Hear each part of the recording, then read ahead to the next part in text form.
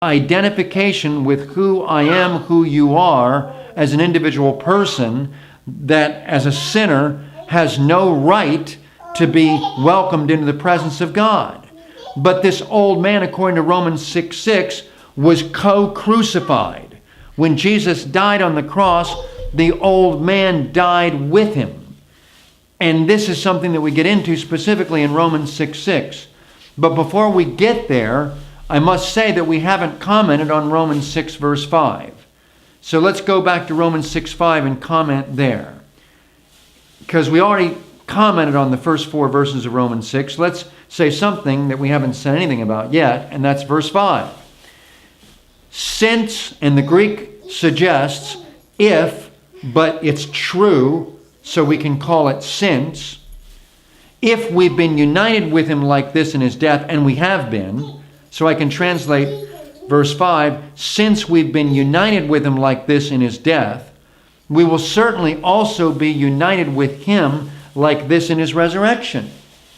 Which is a powerful thing, because not only did Jesus die and automatically cancel the debt, but he resurrected to legally give to us a standing with God of perfect righteousness. Which means, in Romans 6:5, that not only did we get the death to eliminate our relationship to our first representative, Adam, and his sin, but we also resurrected to have Jesus go to heaven as if he were us and present himself to God the Father as if he were us. And now we're declared to be heavenly citizens because our citizenship is in heaven, as mentioned in Philippians 3:20. Why? Because Jesus is in heaven. And who is he in heaven on behalf of? Everyone that was in trouble because of the first man, Adam. Well, now Jesus, as the last Adam, language of 1 Corinthians 15:45, that makes reference to Jesus as the last Adam. Jesus is now the representative that makes you a Christian before God, not because of the old man trying to be a Christian. The old man didn't deserve to be a Christian and was crucified. Jesus is, for us and for all people, the representative of a new creation that takes on his righteous character right into the presence of the Father, because that is the good news that's being unveiled here in Romans 5 and Romans 6. So we find ourselves right now at Romans 6 verse 5. Since we've been united with him like this in his death, we will certainly also be united with him like this in his resurrection. Verse 6, for we know that the old man was co-crucified. You see, when it says in Greek, literally knowing this, it goes on to say in the emphatic language of my Greek New Testament, which I looked at just before I began this evening, and I'm even looking at it right now, and I'm just reading it literally, Romans 6:6, this knowing that the old man of us, meaning the old man of the group, this old man was at a point of time co-crucified. Meaning that at a point of time in the past, God saw Jesus crucified, and he saw the old man that was represented on the cross getting what he deserved. Jesus was innocent. He was doing it on behalf of the people that deserved to die. Namely, the group identity of the old man. Adam's Adamic identity was nailed to the cross when Jesus was nailed to the cross. Therefore, I'm reading it again in Romans 6:6.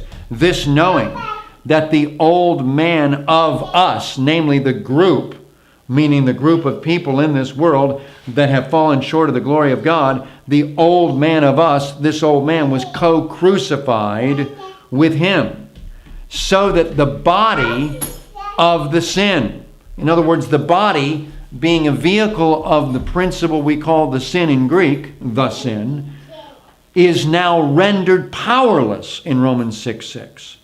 Made ineffective. The power is unplugged from the sin principle because of this principle of death. In other words, the body of the sin can't move, can't operate when the body of the sin is regarded as a dead body hanging lifeless on the cross. This has taken power away from the sin so that the sin is ineffective. The Greek is the idea here that the NIV might say destroyed, but in the footnote it says, or rendered powerless. Well, I like the expression rendered powerless because the Greek indicates the idea that the power is unplugged. In other words, the sin principle has been made ineffective. It's been rendered powerless. It doesn't have the ability to exert influence over a person that is no longer dominated by the principle of law, which points out sin and makes one feel guilty and all that type of thing that Romans 7 goes into excellent detail about. How the sin power springs to life and I feel like I'm worthy of death, oh wretched man, who will rescue me? Well, all of that power of sin is disconnected. Why? It's unplugged. Why? Because in Romans 6:6, the old man is viewed as having died, and the sin can't have power over a dead person. And the body that is regarded as a dead body hanging lifeless on the cross can't be a carrier of sin, can't be a vehicle of sin. And this revelation, and we pray the Spirit of God would make this revelation known to us, does allow for us to understand how there's a freedom from the very power of sin when we understand what Romans 6:6 is saying to us in the Spirit. Knowing this, the old man of us, namely the old man identity of the human race, was co-crucified so that the body of the sin would be rendered powerless, made ineffective, so that we should no longer be slaves to this sin. But in verse 7, the one who has died has been literally acquitted, declared not guilty. The case is thrown out once a person has died. And this is the idea in this Greek word that is many times in the King James Bible rendered as justified. But the idea in this context is acquittal. Once a person has died, they've been acquitted. The charges are dropped. You can't convict a dead person.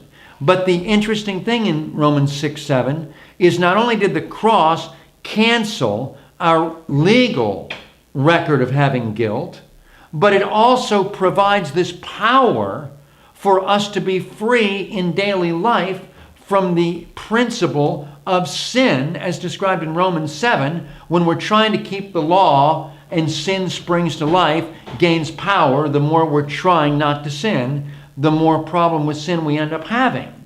But it's a spiritual thing that I pray, God, that you will help us to understand in Romans 6:7, that the reason that we are free from the power of sin is because we're legally free from the guilt of sin.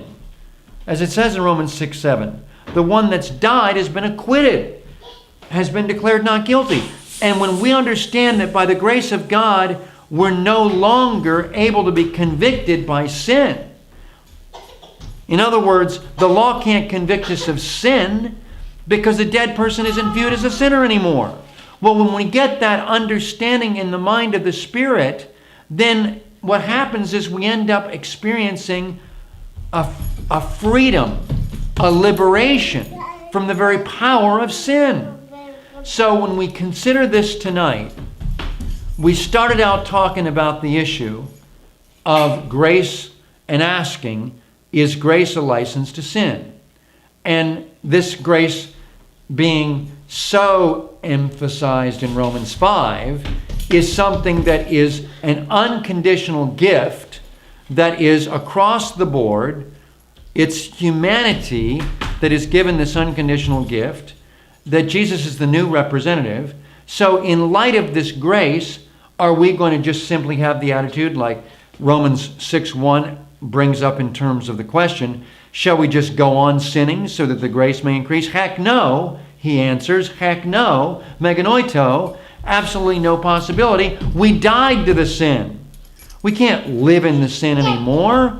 We were baptized in such a way as to be associated with Jesus, who says in Mark chapter 10 that I have a baptism to experience and I have a cup to drink. Well, when he says this in Mark chapter 10, he says it right before he's going to the cross. He speaks about a baptism that he has to go through. Well, he's already been water baptized. A long time ago in his ministry, he got water baptized. This isn't referring to water baptism. When he says, right before going to the cross, I have a baptism to undergo, it's parallel in meaning with that I have a cup to drink. And the prophets spoke about the fact that if you drink the cup, it means that you are going to die. You know, when you have to drink the cup, it means that you're on your way to death. Jesus, speaking of baptism, is talking about the baptizo type meaning of being placed into that which identifies you with whatever it is you become associated with. Because if God baptized you into Christ at the cross, he gave you credit for having been killed on that cross. It's becoming totally associating with whatever you're being placed into. And so what I'm trying to get to is the spiritual